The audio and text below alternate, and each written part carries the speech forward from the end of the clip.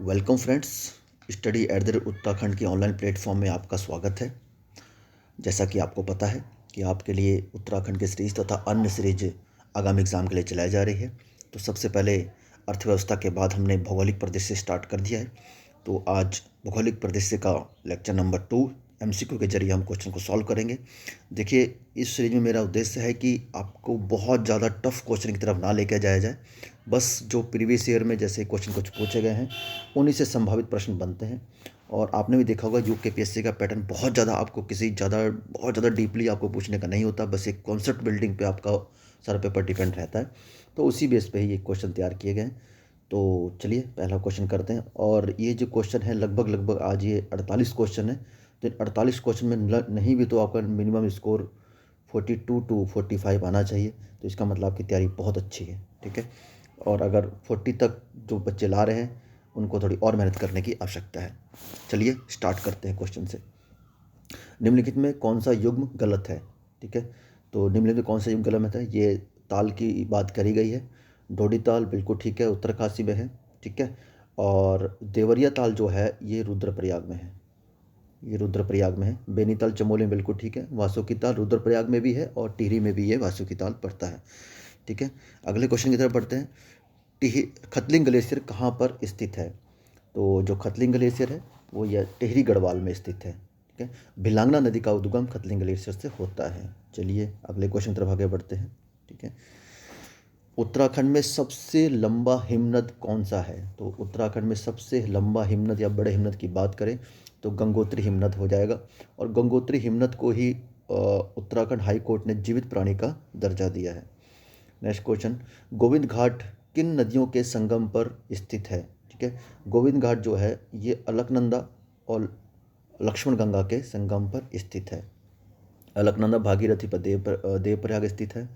अलकनंदा धौलीगंगा पर ये स्थित है आपका विष्णुप्रयाग, ठीक है। नेक्स्ट क्वेश्चन, भागीरथी नदी का अन्य नदी से किस स्थान पर संगम होने के कारण गंगा के नाम से जाना जाता है। आप सब जानते हैं, देवप्रयाग। चलिए मैं पॉज नहीं ले रहा, आप अपने आप से क्वेश्चन देख के सॉल्व कर सकते हैं और अपने आप को खुद ही आपको जज कर सकते हैं कितने क्वेश्चन आप सही कर रहे हैं। भागीरथी नदी कहाँ से निकलती है। वैसे ये गंगोत्री जो स्थान है वहाँ पे गोमुख नामक जगह से निकलती है, तो इसका सही उत्तर गोमुख हो जाएगा। डीप से भी डीप पूछा है तो गोमुख हो जाएगा। अगर गोमुख नहीं होता तो आंसर गंगोत्री हो जाएगा। निम्न में से कौन सी नदी का स्रोत हिमनदों से नहीं है, ठीक है। यमुना नदी का भी स्रोत हिमनद से है, अलकनंदा का भी है, मंदाकिनी का भी है, ठीक है। और जो कोसी नदी है उसका स्रोत हिमनदों से नहीं है, ये पहाड़ों के बीच से निकलती है और कई नदियों से मिलते मिलते ये कोसी नदी बनती है। मंदाकिनी नदी किस जल प्रवाह अथवा मुख्य नदी से संबंधित है, आप सब जानते हैं, ठीक है। ये अलकनंदा नदी के मुख्य प्रवाह से संबंधित है जहाँ पर रुद्रप्रयाग में इसका संगम होता है। उस नदी का नाम बताइए जो केदारनाथ से रुद्रप्रयाग के मध्य बहती है, ठीक है। आप सब जानते हैं, मंदाकिनी नदी। नेक्स्ट क्वेश्चन, उत्तराखंड का सबसे बड़ा हिमनद है गंगोत्री, ठीक है। उसके बाद आपका पिंडारी आ जाता है, ठीक है। नेक्स्ट, ये सूची 1 सूची 2 से सम्मिलित कीजिए, ठीक है। सात ताल आपका हो जाएगा नैनीताल में, ठीक है। द्रोणताल काशीपुर में और डोडी ताल उत्तरकाशी में, ठीक है, जहाँ से असीम गंगा का उद्गम होता है। विरही ताल चमोली में। तो इस प्रकार आप इसको मैच कर सकते हैं। तो 11 का सही उत्तर ऑप्शन बी हो जाएगा। आगे बढ़ते हैं। रुद्रप्रयाग में किस सहायक नदी का संगम अलकनंदा से होता है। तो बहुत आसान क्वेश्चन है, ठीक है। तो मंदाकिनी नदी का संगम होता है। आगे बढ़ते हैं। आपको ये क्वेश्चन रिवीजन के तौर पर दिए गए हैं और ये जनरली हम इस टाइप के क्वेश्चन जल्दीबाजी में एग्जाम में गलत कराते हैं। तो ये एक रिवीजन के तौर पे आप बहुत अभी जो एग्जाम में कम समय बचा है तो आपको बहुत ज़्यादा टफ क्वेश्चन की तरफ नहीं भागना है, इन्हीं को रिवाइज करना है ताकि इन जो आपको जो वो क्वेश्चन जो आपके नंबर पुख्ता कर सकते हैं उन पर आप गलती ना करें। खतलिंग हिमनद का उद्गम स्थान कहाँ पर है। खतलिंग हिमनद किसका उद्गम स्थान है। तो ये भिलांगना नदी का है। नेक्स्ट क्वेश्चन, निम्न झीलों में कौन सी झील रहस्यमय झील के नाम से जानी जाती है। रूपकुंड, जहाँ से आज भी मानव कंकाल प्राप्त होते हैं। भिलांगना नदी का उद्गम स्थल कहाँ से है, ठीक है। फिर से वही आप क्वेश्चन आ गया हिमनद, खतलिंग हिमनद से। आगे बढ़ते हैं। टाइगर फॉल कहाँ स्थित है। तो टाइगर फॉल है वो देहरादून के चक्राता में स्थित है। निम्न में से कौन सी एक अलकनंदा की सहायक नदी नहीं है, ठीक है। तो अलकनंदा की सहायक नदी जो है पिंडर नदी बिल्कुल है, जहाँ पर कर्णप्रयाग होता है। नंदाकिनी नंदप्रयाग पे मिलती है। मंदाकिनी रुद्रप्रयाग में। भिलंगना जो है अलकनंदा की सहायक नदी ना होकर भागीरथी की सहायक नदी है, ठीक है। जैसे ही हमारे एग्ज़ाम हो जाएंगे उसके बाद आपको एक एक करके लेक्चर वाइज आपको सारे नदी तंत्र, ताल, पर्वत, पहाड़ रटा दिए जाएंगे शॉर्ट ट्रिक के माध्यम से। बस थोड़ा समय चाहिए एग्ज़ाम के बाद। और ये आप पटवारी और आपका फर्स्ट कैंप के एग्ज़ाम के बाद और यूके पीएससी के जो लोअर यूके पीसीएस लोअर और अपर से पहले पहले आपको सारा कोर्स विद लेक्चर कंप्लीट कराया जाएगा। बस आपका सहयोग बना रहे। आसन बैराज का संबंध किससे है? तो ये चिड़िया से संबंधित है, ठीक है। आसन बैराज को शामिल किया गया रामसर साइट में, ठीक है। रामसर साइट में शामिल किया है। ये वर्ष 2020 में शामिल किया गया है।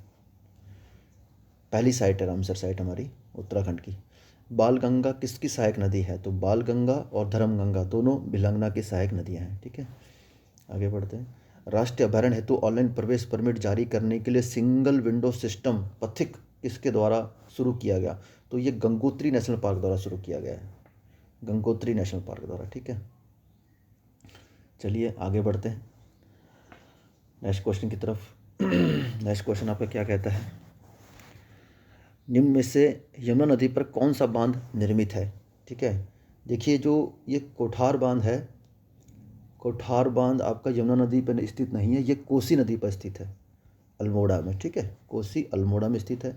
किसाऊ आपको पता है टोंस नदी पर, कालागान पश्चिमी रामगंगा पर। ये जो सूरीधार जो बांध है ये आपका यमुना नदी पर निर्मित है।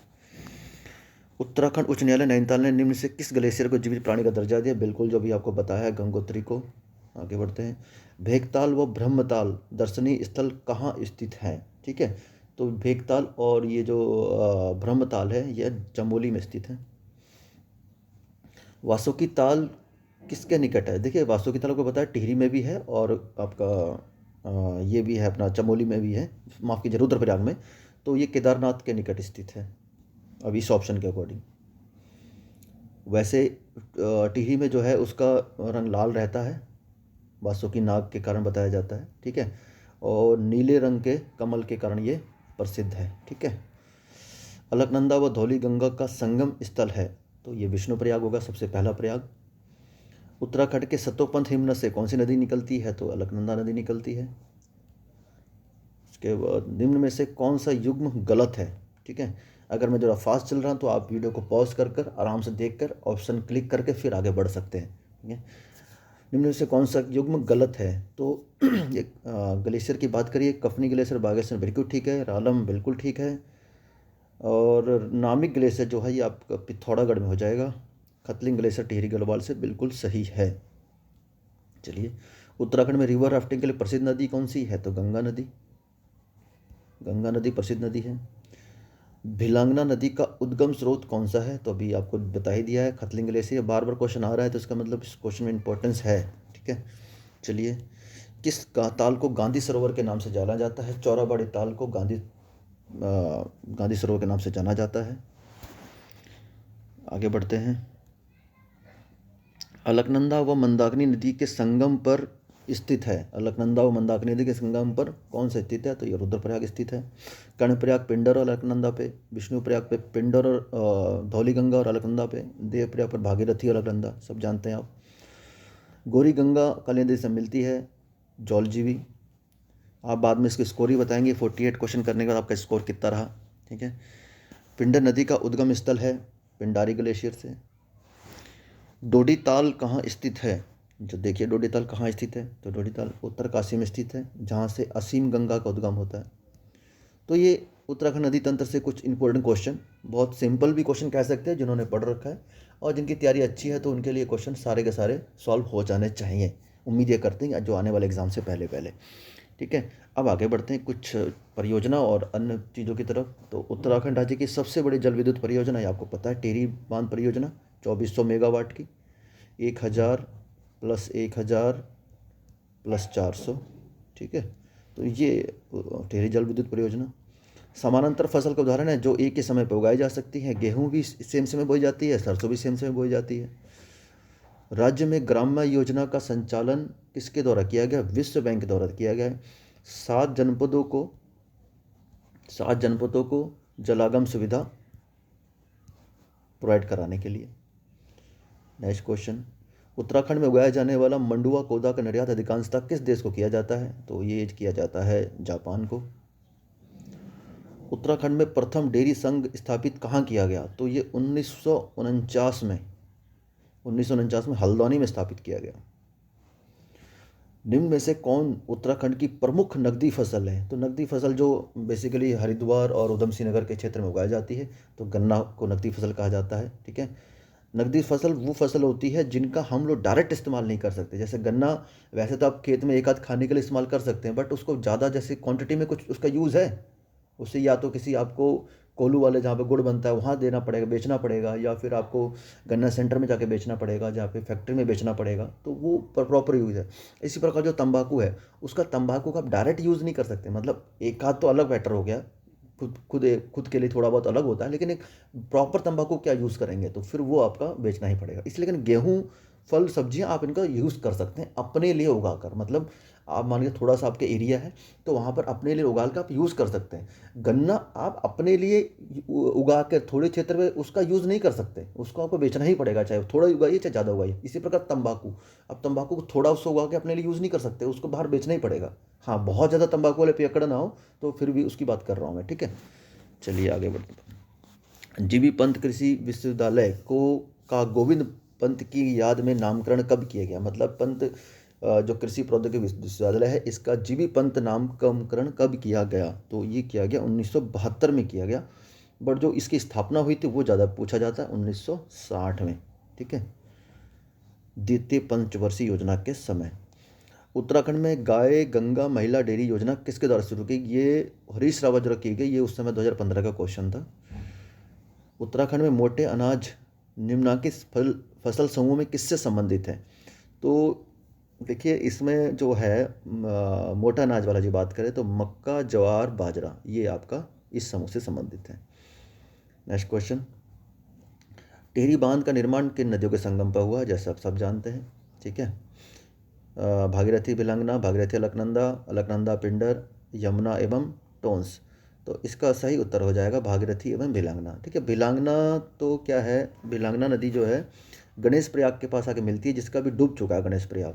ठीक है, गणेश प्रयाग जो डूब चुका है वहाँ पे आके इसका संगम होता है। नेक्स्ट क्वेश्चन, हॉर्टिकल्चर मिशन पर for north east and Himalayan state का क्या उद्देश्य है? देखिए ये हॉर्टिकल्चर मिशन का उद्देश्य है बागवानी को प्रोत्साहन, अजैविक खेती को प्रोत्साहन, जैविक खेती को प्रोत्साहन, सब उद्देश्य हैं, तो उपरोक्त सभी हो जाएगा। ठीक है, सेकेंड लास्ट क्वेश्चन आज की सीरीज का, उत्तराखंड की पहाड़ियों में चाल खाल कैसे संबंधित है? बहुत फेमस है, आपको पता ही है, जल संरक्षण के लिए। अभी हाल ही में अल्मोड़ा के एक जिला गांव है दसपड़ गांव, ठीक है, इसको सर्वश्रेष्ठ जल संरक्षण पुरस्कार दिया गया है। उत्तराखंड में कृषि योग्य भूमि का प्रतिशत बहुत कम है, मेनली आपका देहरादून से निचला पार्ट, हरिद्वार, उधम सिंह नगर आदि में है, तो 13% हो जाएगा। और लास्ट क्वेश्चन, सीढ़ीदार खेती किससे संबंधित है? सीढ़ीदार खेती उत्तराखंड से संबंधित है।